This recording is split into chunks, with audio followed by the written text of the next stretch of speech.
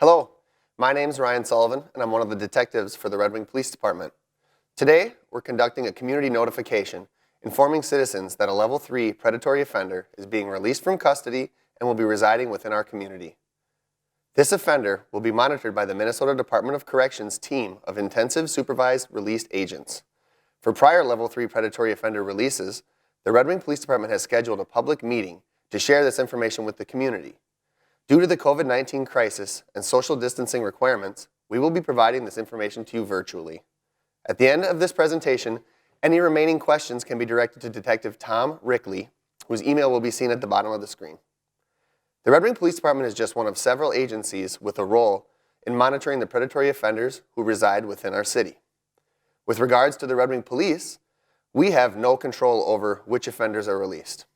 We also have no control over when they're released or whether they will be residing in our community or not. That task is the responsibility of the Minnesota Department of Corrections. The job of the Red Wing Police Department is to ensure that all predatory offenders who live in Red Wing are up to date and compliant with their registration requirements. When I say predatory offender registration requirements, I mean that offenders have to provide the police with several things, including their current address, any secondary addresses or frequently visited places, phone numbers, all employment information, and information about all vehicles they may own. This information is entered into a database so police departments across the state have access to the most accurate information about these offenders.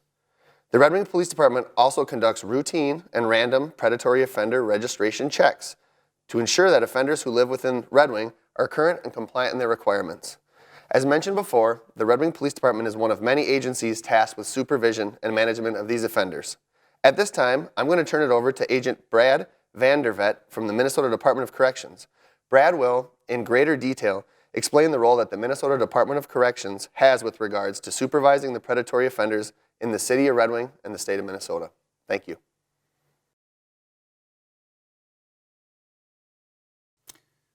Well, hello and thank you for taking the time to review this important information. As the detective said, my name is Brad Vandervet, and I'm with the Minnesota Department of Corrections in the Risk Assessment and Community Notification Unit. And today I'm going to walk through with you not only the information specific about the man you're here to learn about today, but also the state's risk management system as a whole and how it all interrelates and works together to reduce and mitigate risk from this particular unique population of individuals. My presentation is going to come in really three distinct parts. First, I'm going to talk about those fundamental laws that really serve to structure that risk management system. And then I'll use that information as we get into the specific details about the man you're here to learn about. And then I'll move on into information for you to implement and utilize into those community and family safety planning efforts. So without further ado, I think the best place to start with conversations like this is where we as a community already have kind of that foundational understanding. And that is that those individuals who engage in this kind of harm, who engage in sexual crimes throughout communities exist. And the question really then becomes, what is it that we as agencies, such as state agencies, county agencies, and city agencies, what are we doing in order to address those who we've identified in the system? And so I like to start with kind of one of those first primary components or pillars of that risk management system that came online in 1991, and that is the Predatory Offender Registry. Now, it wasn't always known as the Predatory Offender Registry. It actually began as the Sex Offender Registry. And a couple things to know about this component of the management system is that it was really born out of advocacy of the Wetterling family following the abduction of Jacob. And they, and then on to other advocacy groups and so on, went around to law enforcement throughout the state and beyond and asked the important question of what more can we do as communities and families to assist law enforcement in their efforts to be as proactive in their policing efforts as possible. And law enforcement resoundingly said, we need a system that collates our data across platforms and throughout agencies. And so ultimately the registry was born. And so the registry is maintained by the state's Bureau of Criminal Apprehension through the Department of Public Safety. And by law, the registry is structured as such that the information it collects and gathers and maintains about those who are required to be subject to it is private data. And as such, that information is for law enforcement purposes only. Law enforcement in this registry collects and maintains all sorts of information such as the registrant's primary address, any secondary addresses, such as places they may rent, as far as like vacation properties, rental properties, or places they may frequent. Think places like their significant other's home or family member's home if they're visiting with some regularity. Those must be known to law enforcement. They also must register their employment. If they operate a motor vehicle for that employer, that information must also be provided to them. They have to register any schools that they are enrolled in and attending. They must also register vehicles that they themselves either use, own, or possess. So even that broke down car in the yard must be known to law enforcement. Other items that are collected and maintained by the registry are things like the individual registrant's phone numbers and places they rent beyond just houses to include properties such as storage lockers and things like that. So that's the robustness of the registry, and it allows law enforcement in real time to move throughout their data system if they've gotten a report or an alert on some activity that may cause an awareness in the community, and they can quickly narrow down their search to those individuals who may be of specific interest. So the next question that often comes up when I start talking about the registry is, who then is required to register on this state system? And in Minnesota, it began as sex offenders only. Those who have been charged with or convicted of criminal sexual conduct crimes of the felony level and crimes against any sexual kind of conduct crimes against children, to include possession of child pornography. But the state saw the value of the registry and grew it to include other offenses and courses of conduct that were not inherently sexual in nature. So it includes now additional crimes such as kidnapping and false imprisonment. And this is why the name change from the sex offender registry to the predatory offender registry. And a simple way to keep it straight in your mind as we go through this information today is just to remember that all registered sex offenders are predatory offenders, while not all predatory offenders are sex offenders. As we started this conversation, I talked about those registrants being within or around all communities in Minnesota. And I like to use this information to really emphasize that point. As you look at the data I'm sharing with you today, I want you to have in your mind the analogy of a funnel. And I want you to see at the broadest end of that funnel are those incidences that occur throughout communities.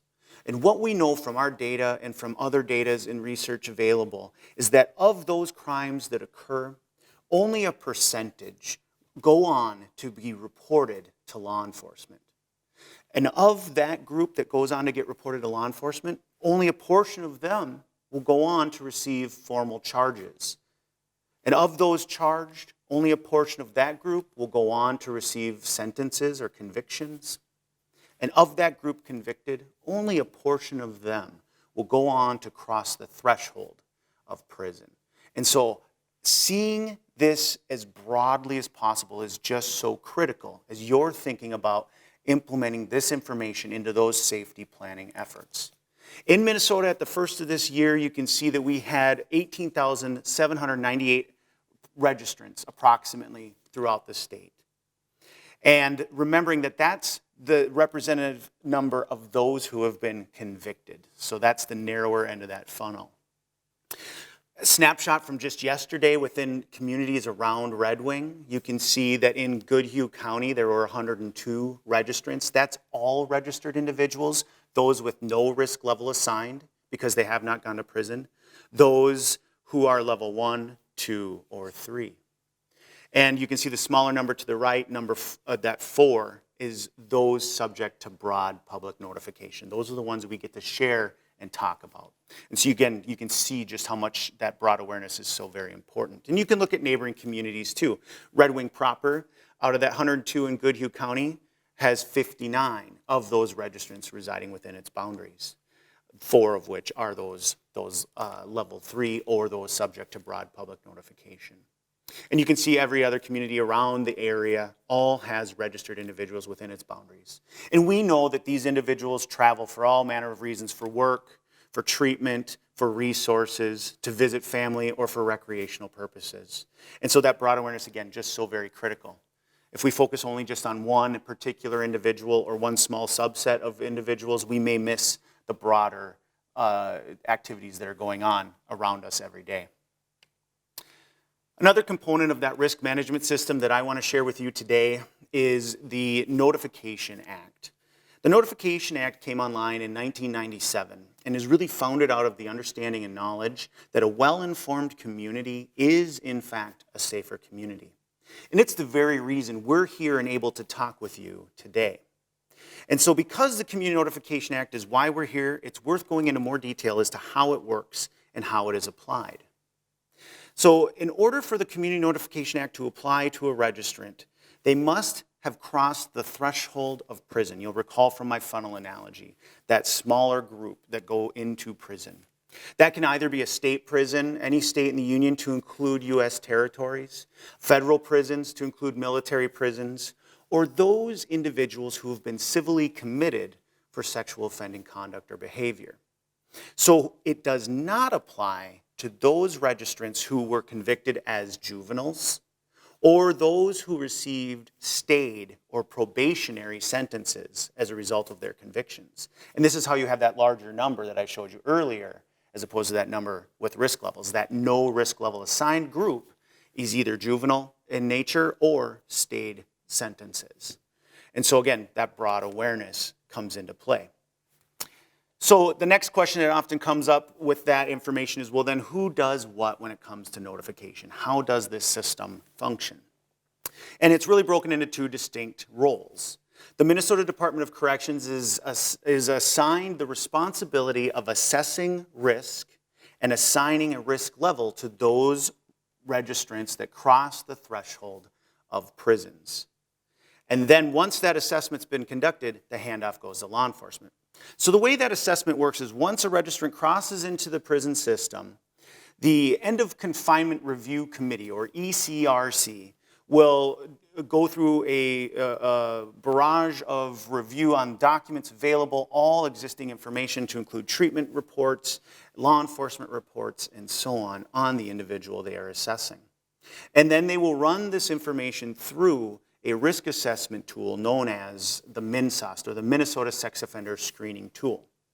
Now this tool is born out of a broad research study conducted by the State Department of Corrections early in the 90s and all the way through its initial phase, the early 2000s. And as these laws were coming online, the Department of Corrections embarked on this study where initially it followed over 3,166 known sex offenders into the community at their release dates. And it marked their successes and their failures throughout that decades or better period of time. And then a follow-up study was concluded in 2012. And what that study did was it created those known predictive risk factors that has been vetted through the scientific process. And this is what we talk about when I reference levels 1, 2, and 3. When I say a level 1, I'm referring specifically to that group of peers for that registrant. That at the end of the 2012 study, 5,000 some sex offenders, 3,166 at the end of the early 2000s. So I'm saying this registrant possesses a lower amount of known predictive risk factors compared to that peer group, a moderate amount of those known predictive risk factors, or a higher amount of those known predictive risk factors. Now, things to really know about risk assessment tools as we go forward is a couple. I want you to know and understand that number 1, first and foremost, no risk assessment tool is capable of predicting the future. And while they are very good at what they do in assisting law enforcement and corrections staff in providing and creating effective case planning to ensure that they're mitigating the risk of the individuals they're working with, they don't predict the future. And another huge component is to know that risk is dynamic. Risk is constantly changing and evolving. Somebody with low risk factors today could find that if they are engaging in problematic behaviors or falling further off of their sobriety and so on, may have their risk go up. And equally so, somebody who is at that higher end, that higher risk category may, after thoughtful application of the tools and skills they've learned and attained through treatment and counseling, moderated and mitigated that risk, and the risk goes down. Risk is responsive to the need of the individual. So once a risk level has been assessed and assigned to the registrant that's crossed that threshold, the handoff then goes to law enforcement to provide notification within the scope of that risk level assigned. For those assigned level 1, law enforcement will provide notification to other law enforcement agencies or correctional agencies. They will provide information on that registrant to victims of or witnesses to the offense if they've requested that level of enhanced notification. And they will also provide direct notification to those adults living in the immediate household with that registrant. And that is the scope of a level 1 notification.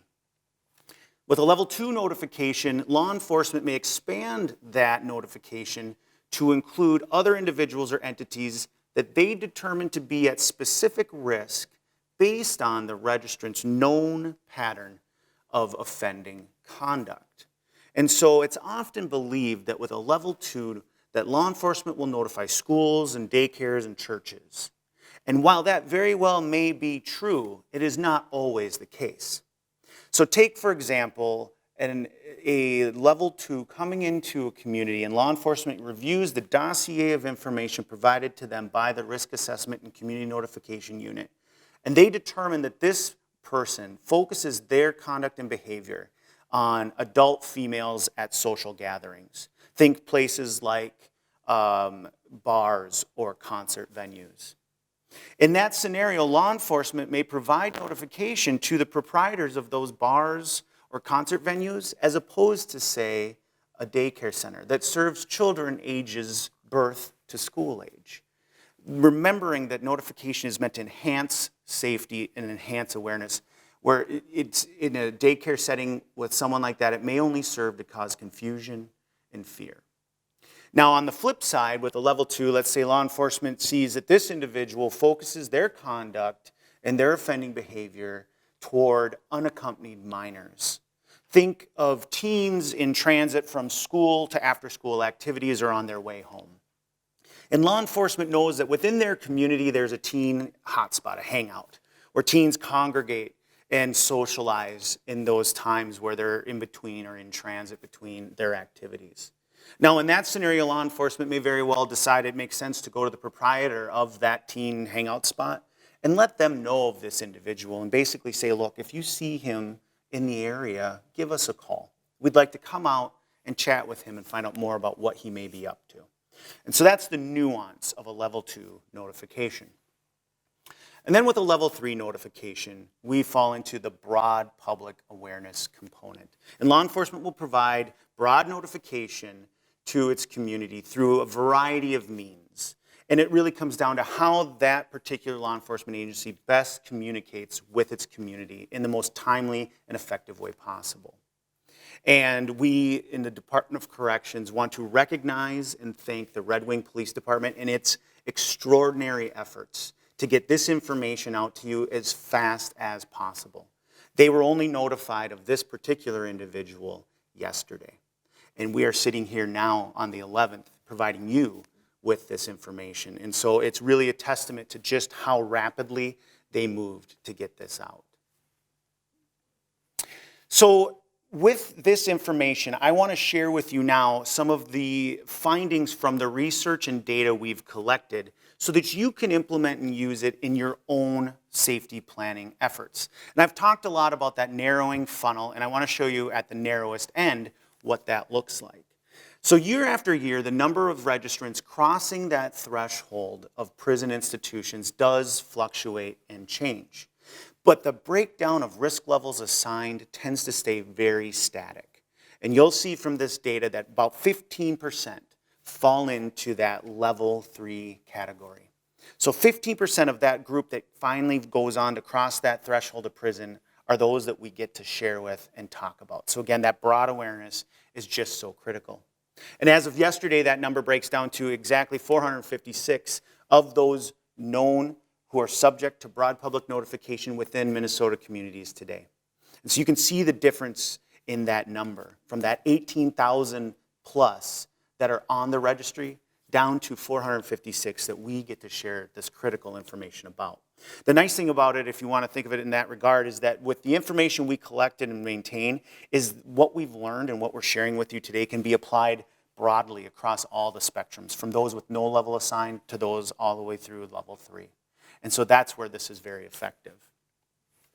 Other information I want to share with you as you're thinking about how to implement this into your safety planning efforts is the relationships between those who engage in this kind of harm and the people they hurt. And what we found from our studies mirrors other studies across the nation. And I'm actually showing you data from a Department of Justice study as a way to just kind of juxtapose what we have available as well. And we find that it aligns very closely. And you'll see that the majority of those who are targeted or impacted by this kind of harm are known to the people that hurt them. They have a relationship. Either they're family members or close acquaintances. You'll see from this data that 7% fall into that stranger category. And that's worth going into more detail on, because obviously as you're thinking about your safety planning efforts, you're definitely saying, okay, Brad, I have a lot of knowledge about my family and my loved ones and who and how I want them to have contact with the people I care most for. And those who I decide to allow my child to be an acquaintance to, I can vet them. But that stranger group definitely jars us, because this is a group that we don't have direct influence over as parents and trusted adults. And so it's worth breaking down in a little more detail how this number was arrived at. With this research study, the analysts had to create a cutoff for what is an acquaintance. And they decided that that cutoff will be 24 hours. They must be able to prove through their data and their information available that a knowing between the victim and the offender was for 24 hours or more or less. Anyone that fell in the less category would go into the stranger bracket.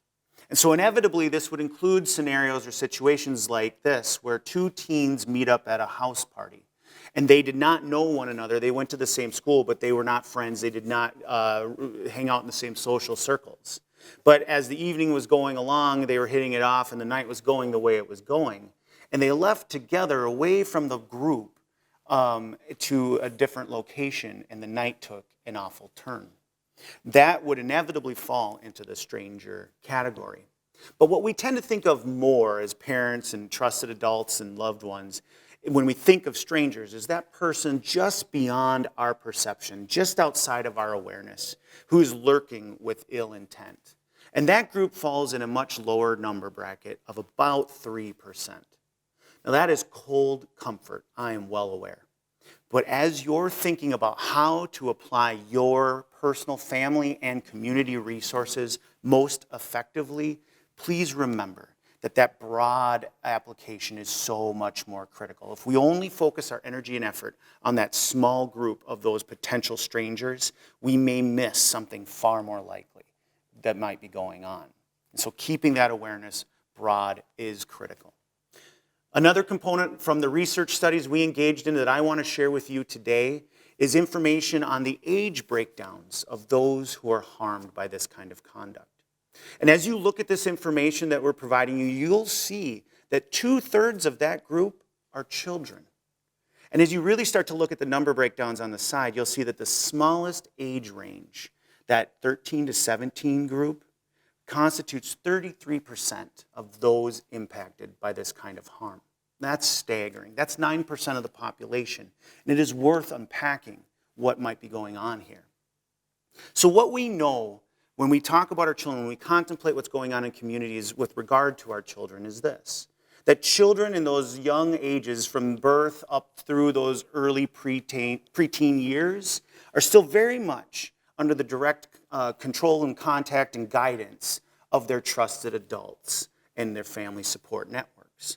And so we in state agencies and local community agencies want to make sure that those adults have the best tools possible for vetting the people that may be coming into their children's lives. But what inevitably happens when we start to get into those teenage years is the very thing we as communities work so hard to achieve. And that is to foster and develop our children's autonomy. And they deserve every bit of that.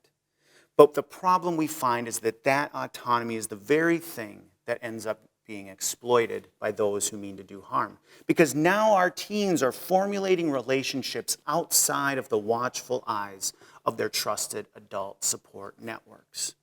And so we found that the model of the talk, where we take our teen aside at that critical age in their life, and we as loved ones pull back the veil just enough to show them that the world may not be as safe as it had been made to be for them when they were younger. And ultimately what we find is either one of two things tends to occur is either they rebuke that and throw it back at us and say, no, mom and dad, you're overreacting, you don't understand. Or on the flip side, it just generates raw fear. And so what we understand that works better is to have a bunch of little talks all the way from those early ages up and through into those adult years, building on one another in an age-appropriate way all along, so as not to create fear. We don't want children frightened. We know from our information and resources that scared kids do not equal safer kids. But we also know, and we need our children to understand, that nice people do not always equal safe people. And so I will provide you with some resources going forward here as you're contemplating how you want to implement these strategies into those family talks and conversations going forward. Now I'm going to use the information that we've provided you thus far and think of it as just use it as an overlay as we get into the specifics about the man you're here to learn about. This is Ethan Haley. First, I want to talk about photographs. Photographs are updated on average annually, or should the subject change their appearance in a significant way. If Mr. Haley were to modify his appearance and you were to see him in the community looking very different from this photographic representation, certainly contact local law enforcement or corrections or both. And they will work collectively to attain updated photos and get them onto the Predatory Offender Registry, where I will get them and place them on the web, so that for as long as this individual is subject to broad public notification, you will always have an accurate photographic depiction of them. This is Mr. Haley's vitals. He's currently 22 years of age, and he is residing at the 700 block of Plum Street here in Red Wing. Now, often in meetings like this, the question will come up of, Brad, can you tell us where he lives exactly? It would give us a great deal of comfort if we knew where his head hit the pillow at night. And referring back to the earlier information I provided, you'll remember that the data collected and maintained by the registry to include his address is deemed private data and for law enforcement purposes only. So know that law enforcement and corrections know exactly where he resides. However, we provide proximal addresses to the community, and we find that that is quite sufficient in that those people who live in and around this area will no doubt become very aware of Mr. Haley as he comes and goes throughout his day-to-day routines. And they will share that information in and among themselves, and that's just fine. What we don't want is for somebody outside of the Red Wing community with no stake in what happens here in the safety of the neighborhoods, coming in to exact some vigilante revenge scenario that does nothing to mitigate risk or harm and only serves to disrupt and disturb what you've worked so hard to attain. This is Mr. Haley's registrable offense history. This is in the fact sheet that you've already been provided. And a couple things about it, just know that this is not an extensive or exhaustive criminal history. It focuses on those convictions that led to registration, as that is what has led to notification. And so I want to get into details about what happened to get him placed onto the registry. So in 2018, Mr. Haley was convicted of two different criminal courses of conduct, two different files. They were sentenced ultimately together and ran concurrently. So I've combined them as their information is fairly similar. And so the first one was for distributing material related to or describing sexual conduct to a child. And the other one, the second file, is engaging in communication that relates to or describes sexual conduct, again, to a minor, both out of Wabasha County. His criminal conduct focused on two distinct, separate teenage male victims. One was 13, the other was 14. He was 18 at the time. Mr. Haley was 18, and victim one, if you will, was 13, and victim two, if you will, was 14. He was known to each of these victims. He had a relationship with them in the sense that they had a familiarity that more than 24 hours. In fact, one of which he was providing rides to, and the other of which he was engaged in a number of different direct and indirect activities with. And ultimately, Mr. Haley used those established relationships, again, each different relationships with each kid, but ultimately used that to test and exploit those boundaries. He used that unmonitored access, both internet-based access that was unmonitored and direct access that was unmonitored in his attempts to maintain control. And once it became known the conduct he was engaging in for his crimes, Mr. Haley received a 15-month sentence for each file. And this gives me an opportunity to speak to another question that often comes up in meetings like this. And that is, Brad, why do people who engage in harm like this get to come out? Why are they allowed to re-enter society? And the answer in part lies here in determinate sentencing. Prior to determinate sentencing, those individuals who were convicted of shocking, distasteful, or heinous crimes such as sex offenses would go in to serve their sentence and would have to go before a parole board to receive release if they were going to be released before the expiration of their entire sentence. And as you might well imagine, those with those high-profile crimes had a very difficult time being granted release by the parole board, and ultimately often would end up serving their entire sentence behind the locked doors of the prison facility. Now, upon hearing that, typically the community sentiment is good. That's just fine by us, Brad. They can sit their entire sentence.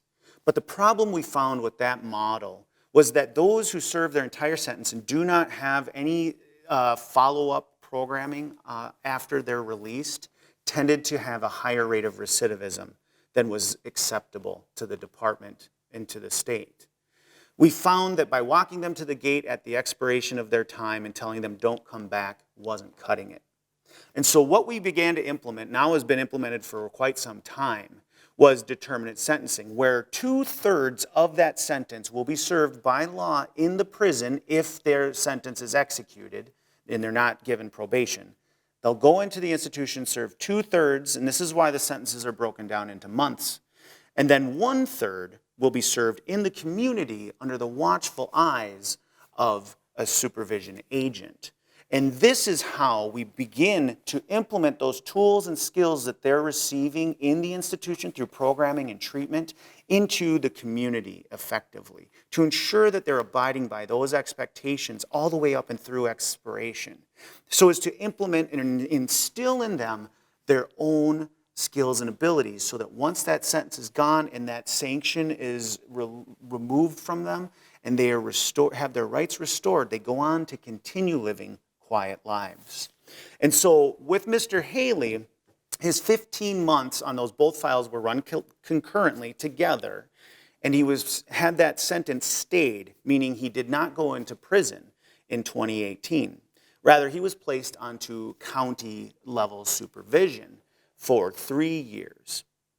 Over the course of that supervision, Mr. Haley had a number of infractions for failing to comply with the terms and conditions of his probation.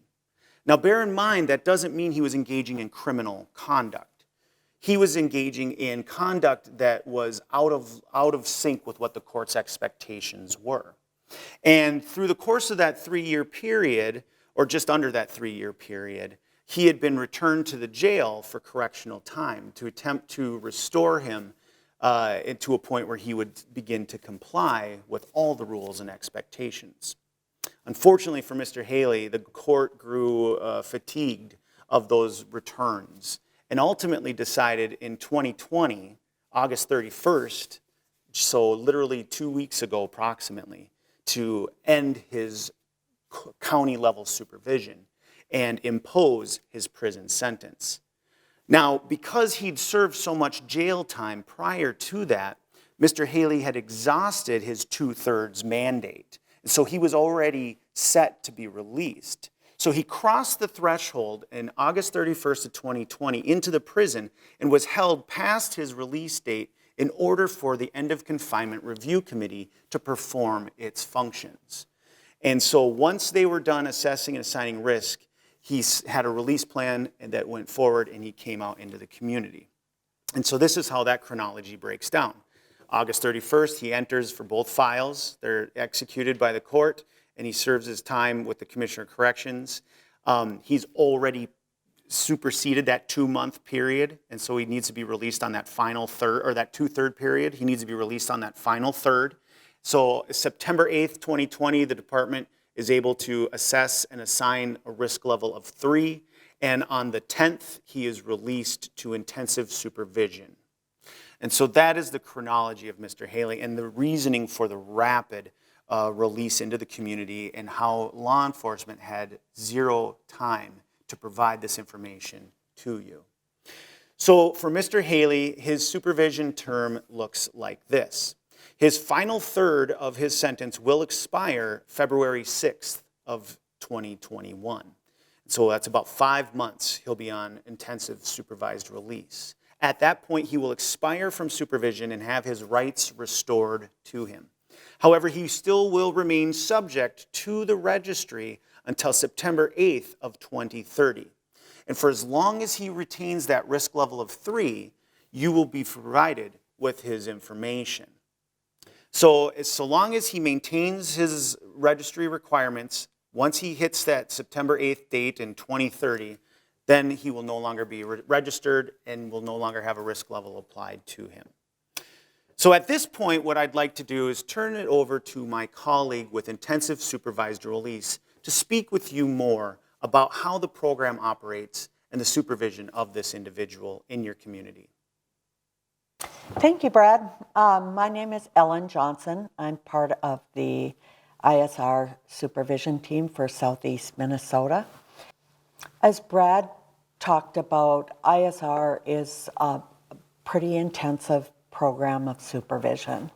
Our primary objective is community safety, and you might wonder how we achieve that. And there's many, many ways. We achieve it through programming.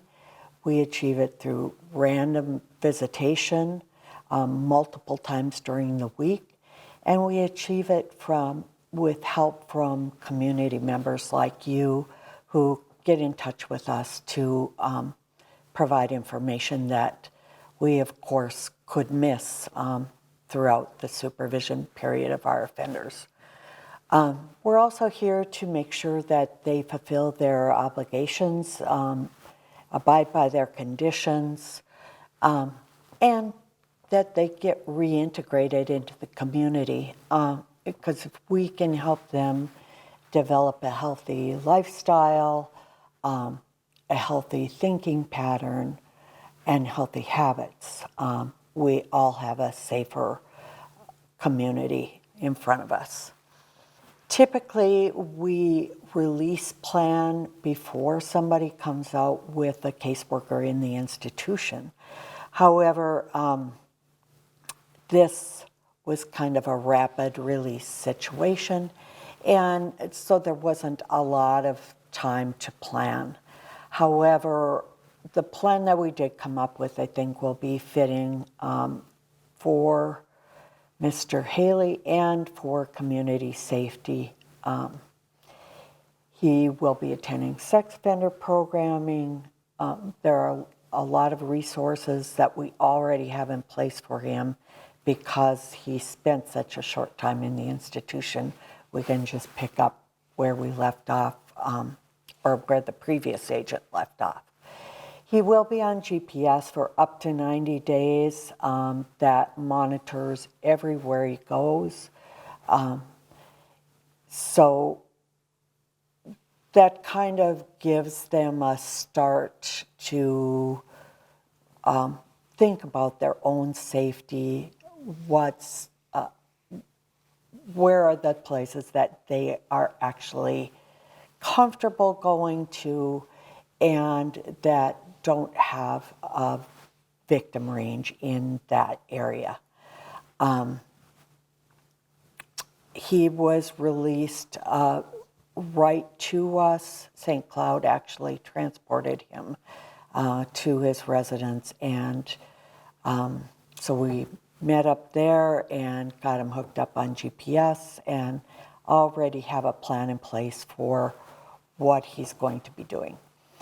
Now, part of ISR supervision is that they provide their whereabouts every day, whether they're on GPS or not. So we can monitor through checking out in the community if they're where they said they were going to be. And they also are imposed curfews, restrictions, restrictions of minors and places in the community that they should and should not go. But all in all, our goal is to get him so successfully re-entered that we don't have the same issues that caused him to get in this situation in the first place, which makes all of us safe. ISR is a 24-hour-a-day, 7-day-a-week, 365-day program. One of the 7 of our team is on call every single day. Visits to residences or places that they're at, such as work, are random. They don't know when we're going to show up. We just do. We do have a reduced caseload size.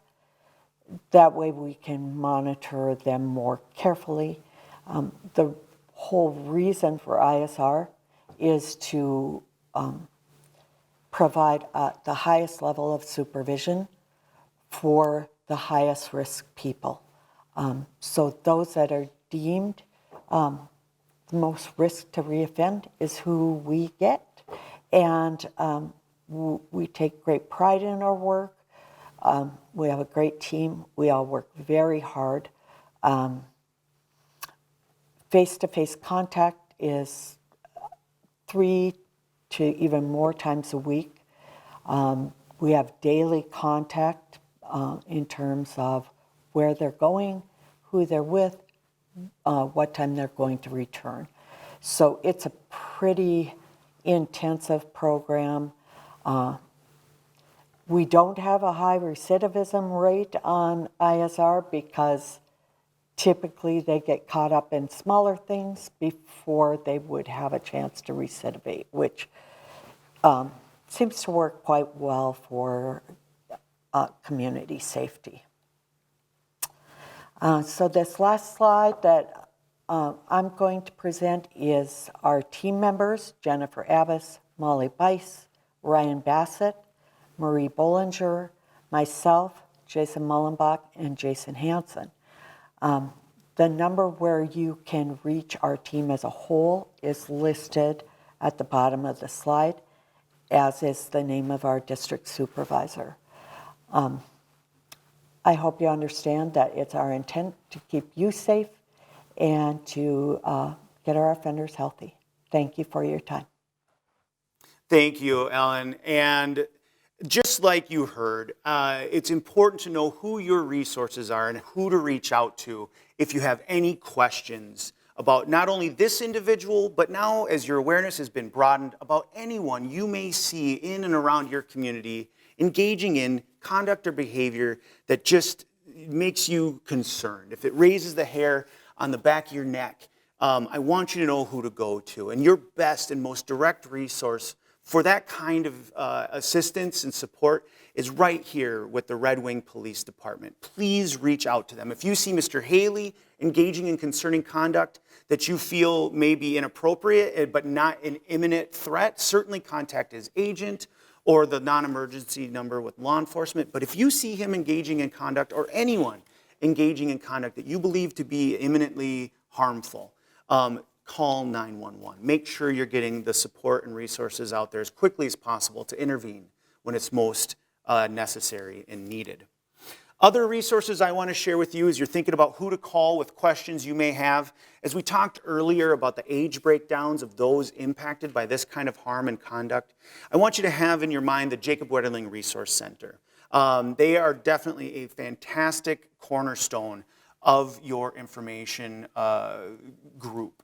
I want you to reach out to them directly if you are looking for more information on how to have those age-appropriate conversations with your loved ones and how to implement strategies into your family safety planning efforts and community safety planning efforts. In addition to the JWRC, I want to share with you information on your local victim services provider as well. Information like this and conversations like this, inevitably, given what we know, with the statistics and data that are available, with those watching this, someone has either been directly impacted by this type of harm or knows of someone who has been impacted by this kind of harm or has supported someone. I want you to have this information readily available because despite our best efforts, no doubt this will trigger some old feelings and bring back old stuff. And especially under our current situation with COVID and all the additional stresses of our day and age, this can only serve to just exasperate people's sense of anxiety and fear. So have them readily available to you, or make sure those who you know could benefit have this information. As I'm wrapping things up, and thank you for bearing with me, I want you to take away one key thing. If you take away nothing else from all the information I've provided today, and it is this, the 3 90s and the 2 Rs, that what we know from our data and collective research, and we know a lot, is that those who engage in this type of harm, who come through the full array of the state's risk management system, 90% will not go on to reoffend in the same or similar fashion. We also know that 90% of those that engage in this type of harm are known to the people they hurt. And they use that relationship and that knowing to exploit it. So as you're thinking about this population, this group, you may have the natural reaction to want to eliminate them from the community. And even if we could do that, even if we could put all 450 some that are in the community today on the moon, we would only have impacted our offending rate at best by 10%, which means 90% of those actively engaging in this type of harm in communities right now are not yet known to the system. So we need to focus our energy and effort on making sure that we've created a pathway for those who may be victims to come forward and get their information out to law enforcement so that they can start to receive the critical support. And for those that may be perpetrating this type of conduct and harm, that we can get them known to the system so that they can begin to receive that critical structure that's going to assist them in monitoring and mitigating that behavior going forward. It really does come down to that social proximity. Residence and geographical proximity have no bearing through our statistics and research on how and when an offense may occur. Where a registrant's head hits the pillow at night is where their risk is at its lowest. Where we need to be the most aware is for where these folks spend their waking hours. And we know that they'll spend those times in every community throughout the state for all manner of reasons. And so that broad awareness is just so critical. A few other resources I want to share with you. Again, this is just the tip of the iceberg, but as you're contemplating more on this important topic, I want you to not just let this be the only information you receive. Go on to look at some of these other resources too and implement it into your own unique family safety planning efforts. This is just the tip of the iceberg. Go on to find other resources and make sure you're sharing it with others within your family and community. Just know that I want you to vet those resources too. Make sure that they're appropriate, that they're based and founded in information and fact. If you're questioning a resource, certainly reach out to one of these entities I've already shared with you to find out if it's a valuable or valid resource to be using. State level resources that are available to you that I want you to be aware of as well is through the Bureau of Criminal Apprehension. Like I talked about, the POR is for law enforcement purposes only. However, they do also maintain a public history search function where you can go on and you can search anybody that has criminal history in the state of Minnesota. All you need is their first name, last name, and date of birth. And I would argue, if you're contemplating somebody coming into your family's life, a coach or a tutor or anyone, a babysitter, if they're unwilling to provide that critical or key information, they probably don't deserve to be on your short list for consideration. Other resources are with the Department of Corrections website itself. All the data and information I've been throwing at you today is available in its pure form on that website. I encourage you to go on there and review that information yourself and draw your own conclusions. If you can't find it on the website, contact me. My phone number will be at the end of this presentation, and I will make sure you get to that information. We also maintain the offender locator with the DOC. That is for anybody who is subject to the jurisdiction of the Department of Corrections, who's under supervision, regardless of the crime they're on for. And then lastly, the public registrant search function. That 450-some registered individuals in Minnesota communities today are all available on that search. You can search them by name, you can search by city, by zip code, by county, or you can leave all the search fields blank and say, show them all to me. And that's available to you as well. Now, typically with meetings like this is where we would open it up to your questions and provide you with additional information. Unfortunately, given the restrictions of our time, we're unable to do that. But I want to encourage you to reach out to either corrections directly, if you want to talk to the agents about supervision, to law enforcement directly if you want to know more about policing initiatives, or to share concerns you may have specific to individuals and their conduct, or to me if you have questions or need more information on how this full system functions and works. Reach out. Also reach out to your victim services providers too for more information on those safety planning efforts. Thank you very much again for taking your time. Thank you to the Red Wing Police Department and its rapid response to this very short notification, and be well.